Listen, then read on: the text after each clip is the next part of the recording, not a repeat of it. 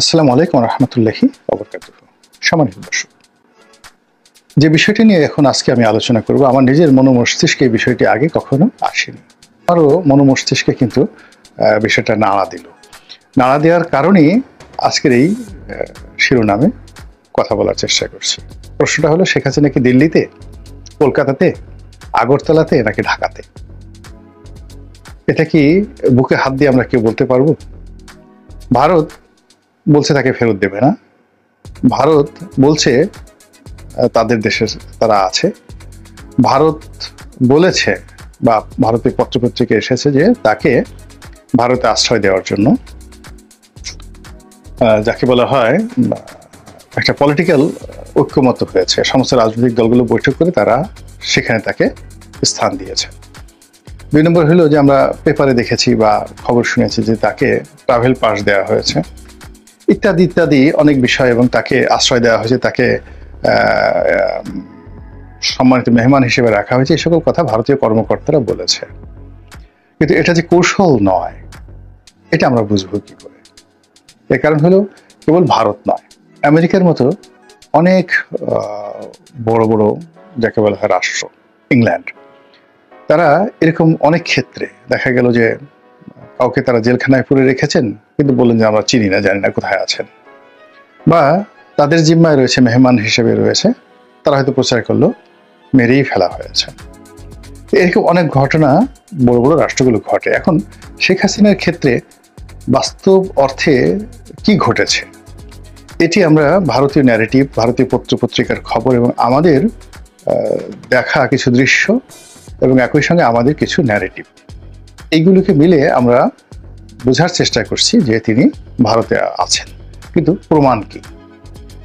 এখন পর্যন্ত তিনি ভারতের কারোর সঙ্গে গুরুত্বপূর্ণ বৈঠক করেছেন, আমরা তার কোনো ভিডিও ফুটেজ দেখিনি। এগুলো একটা। 2 নম্বর হলো যে আওয়ামী লীগের অনেক নেতার সঙ্গে তার কথাবার্তা হয়।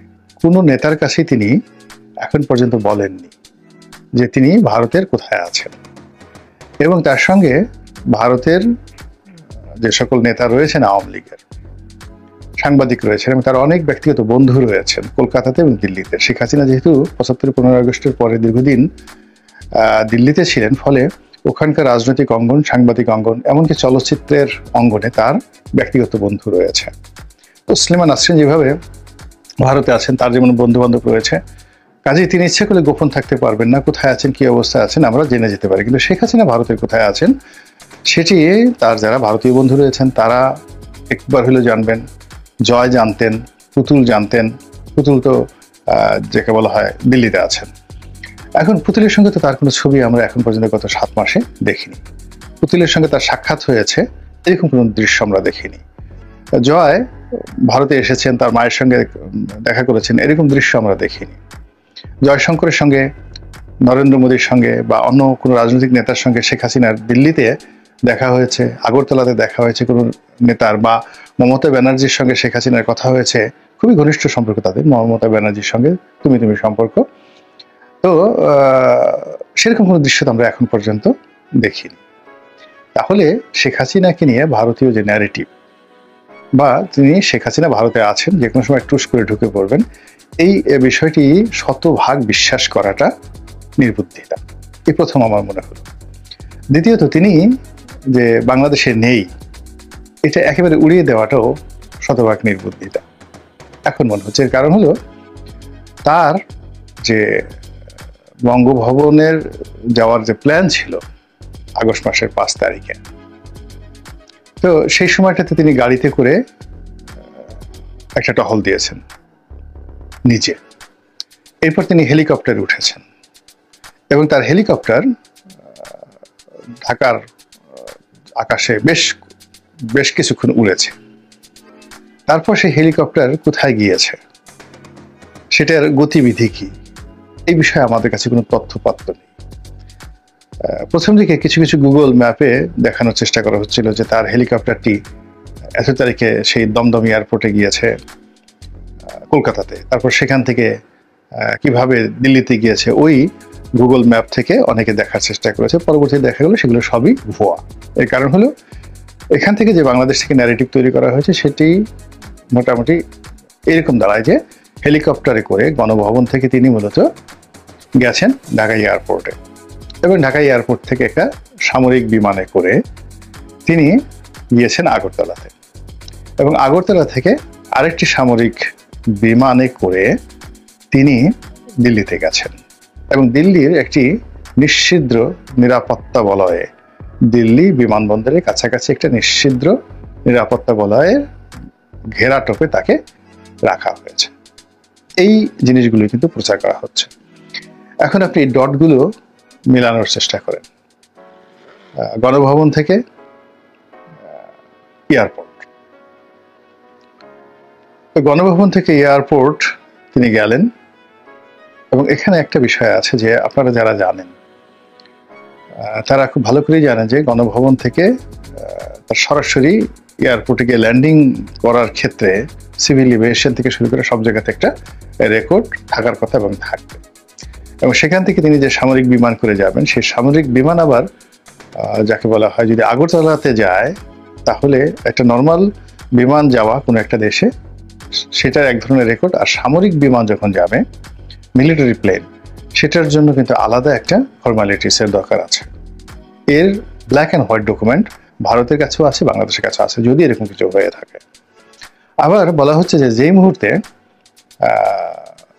সেই সামরিক বিমানটি ভারতের আকাশে প্রবেশ করেছে অমনি ভারতের অত্যাধুনিক জঙ্গি বিমান দ্বারা সেটিকে প্রোটেকশন দিয়ে তাকে আগরতলাতে নেওয়া হয়েছে। মানে পুরো জিনিসটির মধ্যে একটা জেমস বন্ড প্রকৃতির যাকে বলা হয় ভাইব তৈরি করা হয়েছে। ফলে আমরা অনেকেই সেই ভাইবের সাথে এতদিন ধরে বুগল বাজাচ্ছি। ইতিমধ্যে শেখ হাসিনা টেলিফোনে কথা বলেছেন, তারপরে অডিও কলে তিনি বেশ কয়েকজনের সঙ্গে কথা বলেছেন এবং নিজে সেগুলো ভাইরাল করেছেন, দলীয় নেতাকর্মীদের সঙ্গে লন্ডনে আমেরিকাতে কথা বলেছেন, কিন্তু কোথাও তার ভিডিও ফুটেজ কিন্তু দেখা যাচ্ছে না। এবং একইভাবে কিন্তু আরও কয়েকজন লোকের, যেমন মোহাম্মদ আরাফাতের কোনো ভিডিও ফুটেজ আমরা দেখতে পাচ্ছি না। এবং আপনারা জানেন যে ক্যান্টনমেন্টে যখন শেখ হাসিনাকে বিদায় জানানো হয়, মানে গণভবনে, ঠিক সেই সময়টাতে কিন্তু মোহাম্মদ আরাফাত সেখানে ছিলেন, তারপর সালমান এফ রহমান সাহেবও কিন্তু ওখানে ছিলেন। তো সেখান থেকে মোহাম্মদ আরাফাত কোথায় গেলেন, কিভাবে গেলেন? যেমন দেশের বাইরে যারা আছেন, হাসান মাহমুদ সাহেব আছেন, তারপর যাকে বলা হয় সাবেক স্বরাষ্ট্রমন্ত্রী উনি আছেন, তারপর ভূমিমন্ত্রী জাভেদ সাহেব লন্ডনে আছেন, তারা সবাই যে যার অবস্থানে কোথায় কিভাবে আছেন তারা আমরা ভিডিও ফুটেজ দেখেছি, অডিও ফুটেজ দেখেছি, তাদের বক্তব্য শুনেছি, এবং তাদের সঙ্গে অনেকেই আমরা কথাবার্তা শুনেছি। অনেক মন্ত্রী এমপি যারা লন্ডনে আছেন, আমেরিকা আছেন, কানাডা আছেন, অনেক মেয়র, মানে তারা সামাজিক অনুষ্ঠানে যাচ্ছেন, দেখা সাক্ষাৎ হচ্ছে। কিন্তু নসরুল হামিদ বিপু কোথায়? তারপরে যাকে বলা হয় মোহাম্মদ আরাফাত কোথায়? উবায়দুল কাদের সাহেব কোথায়? জাহাঙ্গীর কবির নানক সাহেব কোথায়? বাহাউদ্দিন নাসিম সাহেব কোথায়? তাদের আমরা কথা শুনতে পাচ্ছি, কিন্তু তাদের কোনো ভিডিও ফুটেজ বা তারা যে প্রকৃতির মানুষ, তারা কলকাতাতে গিয়ে তারা কেন কলকাতাতে গিয়ে লুকিয়ে থাকবেন? তাদের তো কলকাতাতে অসীম কুমার উকিলকে যদি দেখা যায়, বাহাউদ্দিন নাসিম সাহেবকে কেন দেখা যাবে না?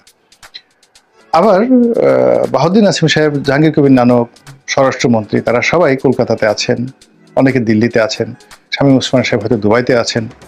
এখন তাদের সবার সঙ্গে শেখ হাসিনার কথা হয়, কিন্তু তারা যদি শেখ হাসিনা দিল্লিতে থাকতেন তাদের সঙ্গে কেন দেখা হবে না? দেখা না হওয়ার কোনো রিজন নেই। কিংবা ভারতীয় কর্মকর্তাদের সঙ্গে কেন তার দেখা হচ্ছে না? দেখা হলে তো একটা স্টিল ছবি হলো লিকেজ হয়ে যায়। মানে এমন প্রযুক্তি এখন চলে এসছে, সবার হাতে প্রযুক্তি চলে আসছে, এবং ভারতে তো প্যাগাসাস প্রযুক্তি এখন অনেক মানে প্রাইভেট গোয়েন্দাদের কাছে অ্যাভেলেবল। সেই পেগাসাস প্রযুক্তি দিয়ে শেখ হাসিনার যে লোকেশন ট্র্যাক করে তার ছবি তার মানে মানে তিনি যখন ধরেন হোয়াটসঅ্যাপে কথা বলেন, হোয়াটসঅ্যাপে কথা বলেন, তো পেগাসাস প্রযুক্তি দিয়ে তার হোয়াটসঅ্যাপের মধ্যে ঢুকে গিয়ে ওখান থেকে তার ছবি নিয়ে এসে এবং সেই ছবিটাকে স্ক্যান করেছে কত নম্বর বাড়িতে আছে, এই প্রযুক্তি এখন পৃথিবীতে আছে, ইসরায়েলের হাতে আছে, বাংলাদেশে আছে, ভারতে আছে। আমরা এখনো পর্যন্ত কেন তার লোকেশনটা ট্র্যাক করতে পারছি না? ইট মিনস আমরা এই যে যাদের হাতে প্রযুক্তি আছে তারা এই কাজ করছেন না, আর অনেকে এই ব্যাপারে আগ্রহ হচ্ছে না, বিকজ তাকে নিয়ে এতগুলো ভাইব তৈরি করা হয়েছে। সেই ভাইবের কারণে আমরা ইন্ডিয়ান ন্যারেটিভগুলো বিশ্বাস করে শেখ হাসিনা যে দিল্লিতে আছে এটা শতভাগ বিশ্বাস করে বসে আছে। অথচ আপনি যদি তার কথাবার্তাগুলো বিশ্লেষণ করেন যে আমি বাংলাদেশের খুব কাছাকাছি আছি, যে কোনো সময় টুস করে ঢুকে পড়ব, এই কথাগুলো।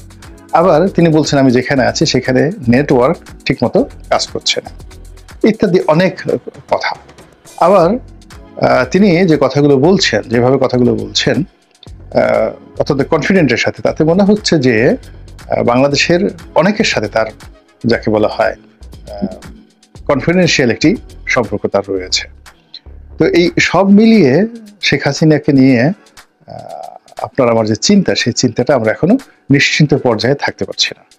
যারা তাকে ভালোবাসেন তারা একভাবে চিন্তা করছেন, আর যারা তাকে ভয় পান, যদি তিনি ঢাকা থাকেন, যদি তিনি ঢুকে পড়েন তাহলে সেক্ষেত্রে কি হবে, যদি ঢাকা থাকেন তাহলে কি হবে, যদি বাংলাদেশের ভিতরে থাকেন তাহলে কোথায় আছেন, কার জিম্মে আছেন, কি আছেন, এসব নিয়ে এই যে নতুন করে আবার বিতর্ক শুরু হলো। এবং আপনি চিন্তা করুন যে বাংলাদেশে যে ঘটনাগুলো ঘটে যাচ্ছে একটার পর একটা ঘটনা, কোনোটার সাথে আপনি কোনোটার ডট মিলাতে পারবেন না, কোনোটার সঙ্গে কোনোটার আপনি বন্ধন দিতে পারবেন না, সব কিছু এলোমেলো। এবং এখানে আওয়ামী লীগ যে খেলছে এতে কোনো সন্দেহ নেই, এবং সেই খেলায় সরকার, জনগণ, তারপরে শেষে প্রশাসন থেকে শুরু করে সবাই যে দৌড়াচ্ছে তাতেও কোনো সন্দেহ নেই। কাজেই কোনো কিছু বিশ্বাস করার আগে বৈজ্ঞানিক তথ্যপাত্র সহ, প্রমাণ সহ, যুক্তি সহ যদি আপনি একটি অনুসিদ্ধান্তে পৌঁছাতে পারেন এবং সেই অনুসিদ্ধান্তের প্রেক্ষিতে যদি আপনি সিদ্ধান্ত নিতে পারেন, সেটা অনেকটা নিরাপদ হয়, যেটি আমাদের রাজনীতিতে এখনো পর্যন্ত আমরা বিএনপি, আওয়ামী লীগ, জামাত, জাতীয় পার্টি কেউ পারেনি। আমরা শেখ হাসিনাকে কেবলই মাত্র পালিয়ে গেছে ধরে নিয়ে আসবো, তারপর তাকে ফাঁসিতে লটকাবো, ইত্যাদি ইত্যাদি বলে মনের ঝাল মিটাচ্ছে। কিন্তু যদি তিনি ঢাকা থেকে থাকেন, তিনি আমাদের এই নির্বুদ্ধতা দেখে কিভাবে হাসছেন, এই কথা মনে করলে আমার অন্তরাত্মা কেঁপে ওঠে। আল্লাহ আমাদের সবাইকে হেদায়েত দান করুন এবং হেফাজত করুন। আসসালামু আলাইকুম ওয়া রাহমাতুল্লাহি ওয়া বারাকাতুহু।